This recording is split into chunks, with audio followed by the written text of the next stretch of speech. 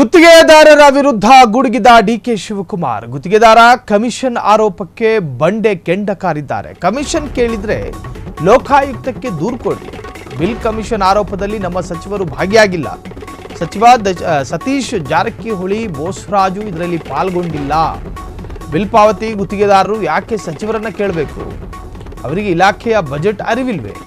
ಅನುದಾನವೇ ಇಲ್ಲವೆಂದ್ರೆ ಗುತ್ತಿಗೆ ಹೇಗೆ ತೆಗೆದುಕೊಂಡರು? ಅನುದಾನ ಇಲ್ಲದಿದ್ರೆ ಕಾಮಗಾರಿ ಏಕೆ ಶುರು ಮಾಡಿದ್ದಾರೆ? ಸತೀಶ್ ಜಾರಕಿಹೊಳಿ ಬೋಸರಾಜು ಇದರಲ್ಲಿ ಪಾಲ್ಗೊಂಡಿಲ್ಲ. ಬಿಲ್ ಪಾವತಿ ಗುತ್ತಿಗೆದಾರರು ಯಾಕೆ ಸಚಿವರನ್ನ ಕೇಳಬೇಕು? ಸೊ ಅವರಿಗೆ ಇಲಾಖೆಯ ಬಜೆಟ್ ಅದರ ಬಗ್ಗೆ ಅರಿವೇ ಇಲ್ವಾ? ಅನುದಾನವೇ ಇಲ್ಲ ಅಂದ್ರೆ ಗುತ್ತಿಗೆ ಹೇಗೆ ತೆಗೆದುಕೊಂಡ್ರು? ಅನುದಾನ ಇಲ್ಲದಿದ್ರೆ ಕಾಮಗಾರಿ ಏಕೆ ಶುರು ಮಾಡಿದ್ದಾರೆ? ಡಿಕೆಶಿ ಪ್ರಶ್ನೆ ಇದು. ಗುತ್ತಿಗೆದಾರರ ವಿರುದ್ಧ ಗುಡುಗಿದ ಡಿಕೆ ಶಿವಕುಮಾರ್.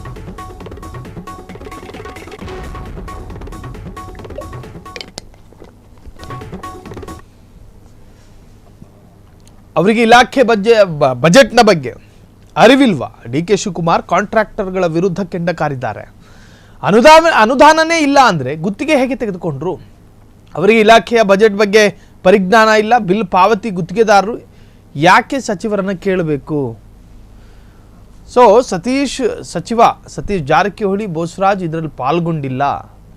ಬಿಲ್ ಕಮಿಷನ್ ಆರೋಪದಲ್ಲಿ ನಮ್ಮ ಸಚಿವರು ಭಾಗಿಯಾಗಿಲ್ಲ ಅಂಥೇಳಿ ಡಿಕೆ ಶಿವಕುಮಾರ್ ಕಾಂಟ್ರಾಕ್ಟರ್ಗಳ ವಿರುದ್ಧ ಕಿಡಿಕಾರಿರುವಂತಹದ್ದು. ನೀವು ಗುತ್ತಿಗೆದಾರರ ವಿರುದ್ಧ ಗುಡುಗಿದ ಉಪಮುಖ್ಯಮಂತ್ರಿ. ಗುತ್ತಿಗೆದಾರ ಕಮಿಷನ್ ಆರೋಪಕ್ಕೆ ಬಂಡೆ ಕೆಂಡ ಕಾರಿದ್ದಾರೆ. ಕಮಿಷನ್ ಕೇಳದಿದ್ರೆ ಲೋಕಾಯುಕ್ತಕ್ಕೆ ದೂರು ಕೊಡಬೇಕಾದ್ರೆ ಬಿಲ್ ಕಮಿಷನ್ ಆರೋಪದಲ್ಲಿ ನಮ್ಮ ಸಚಿವರು ಭಾಗಿಯಾಗಿಲ್ಲ. ಸಚಿವ ಸತೀಶ್ ಜಾರಕಿಹೊಳಿ ಬೋಸರಾಜು ಕೂಡ ಅದರಲ್ಲಿ ಇನ್ವಾಲ್ವ್ ಆಗಿಲ್ಲ. ಬಿಲ್ ಪಾವತಿ ಗುತ್ತಿಗೆದಾರರು ಯಾಕೆ ಸಚಿವರನ್ನ ಕೇಳಬೇಕು? ಅವರಿಗೆ ಇಲಾಖೆಯ ಬಜೆಟ್ ಅರಿವಿಲ್ವಾ? ಅನುದಾನವೇ ಇಲ್ಲ ಅಂದಮೇಲೆ ಗುತ್ತಿಗೆಯನ್ನು ಹೇಗೆ ತೆಗೆದುಕೊಂಡ್ರು? ಅನುದಾನ ಇಲ್ಲದಿದ್ದರೆ ಕಾಮಗಾರಿ ಯಾಕೆ ಶುರು ಮಾಡಿದ್ದಾರೆ ಅಂಥೇಳಿ ರಾಜ್ಯದ ಉಪಮುಖ್ಯಮಂತ್ರಿ ಡಿಕೆ ಶಿವಕುಮಾರ್ ಕಾಂಟ್ರಾಕ್ಟರ್ಗಳ ವಿರುದ್ಧ ಗುಡುಗಿದ್ದಾರೆ.